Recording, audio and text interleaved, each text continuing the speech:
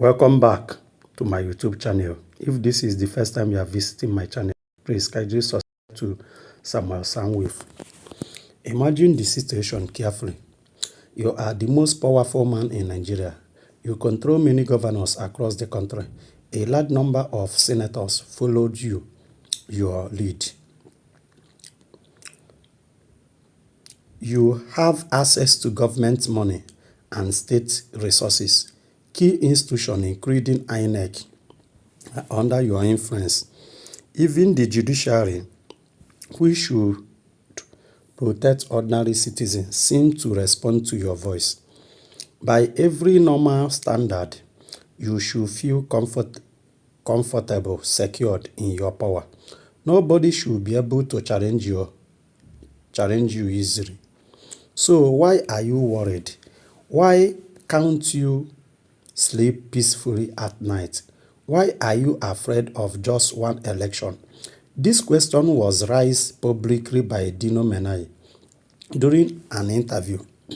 He wondered why the ruling party APC appears desperate, having so much control. According to him, a government with this level of power should not be afraid of an election. Then he said something even more serious. He claimed that Tinubu does not really want to competitive election. Instead, he suggests that what is desired is something like a coronation, a situation where victory is already decided before the people ever vote. The idea is troubling in a democratic country. To understand why there may be fear, we need to look at the number of people from last election. In the 2023 presidential election, Peter Obi, who ran under the Labour Party, got more than 6 million votes. Officially, he came third. But those numbers does not tell the full story. What makes the result important is how he achieved it. Peter Obi did not even have the support of any governor. In Nigeria, governors are very powerful during election. They control local structure, mobilize voters, and influencing outcome. Yet, despite having none of this, Obi still gained millions of votes from ordinary people. However, win in Lagos, which is considered the political base of Ahmed Bola Tinubu. This was surprising because Lagos has been strongly controlled by Tinubu political network for many years. Still, Obi managed to win and get more voters there. If you combine the voters of the main opposition candidates, Peter Obi, Atiku Abubakar, and Kwankwaso, they receive about 14 million voters in total. Tinubu received around 8.7 million. This shows something important. Why the ruling party has strong political structure. Many ordinary Nigerians supported other candidates. The difference between structure and people is what created concern. Now imagine a future election where these opposition figures work together, insist of separating. If they unite under one platform, their combined strength could become much more powerful. This possibility explains why there may be tension.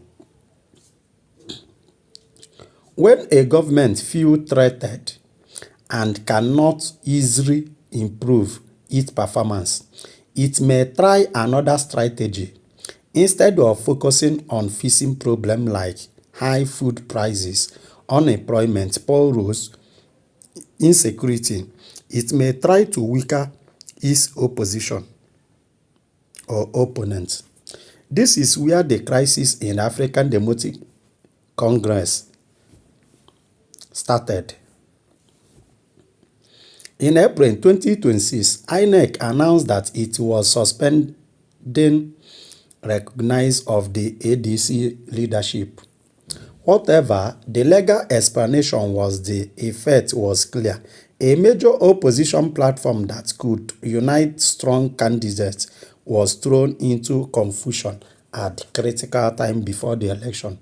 Another issue that has raised concern is the 2026 budget, national budget. The government set aside about 1.135 billion for what is called electoral adjudication and post-election matters. This is very large number of money. To understand how unusual this is, consider past figures. After previous elections, legal costs were only a few billion naira. Moving from around 3 billion to 135 billion is more massive increasing. Criticize, including Femini, have questioned why such a huge amount of money is needed.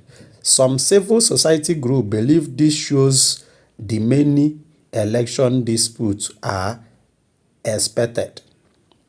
Organizations like Action Aid Nigeria and Fist Politics have also raised concern. They argue that such reform, like proper electronic transmission of results, could reduce election disputes. However, such reform have never been fully implemented. Because of this, some people fear that future election may not be decided only by voters, but also by court case afterward. At this time, there are signs in different parts of the country. In some regions, political supporters appear strong at official events but weaker among ordinary citizens. Public display of loyalty do not always match private opinion. Even in the North, which played a major role in the last election, groups like Arewa Volume have criticized the government's performance, complaining, including issue lack of development and unequal representation. All these signs point to one conclusion. Political power at the top does not always mean full support from the people. A government that tries to weaken opposition parties prepares heavily for legal battle after election and face growing criticism may not be as confident as it appears. At the center of this situation is one key fact: millions of Nigerian voters for change in the last election, even without strong political backing. That is reality still matters today. As Nigeria moves closer to the 2027 election, an important question remains: if a government has so much power but still seem afraid of the people, what does that say about the strength of its support? Any more importantly, will the next election truly reflect the will of the people? Thank you for watching my video.